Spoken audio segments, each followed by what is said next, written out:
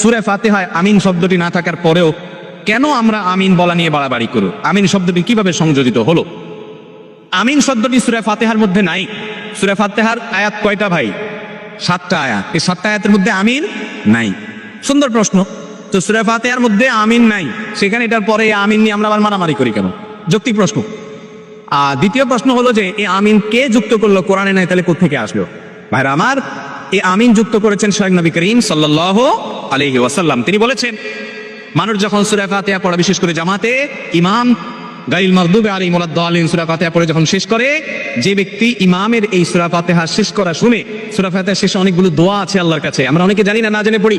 আল্লাহ আমাকে সঠিক পথে পরিচালিত করেন। কত যুবক, কত মানুষ ভুল পথে গিয়ে জাহান্নামে চলে যাবে, আমি যেন সঠিক ট্র্যাকে জান্নাতের পথে রুটে থাকতে পারি, দোয়া আছে।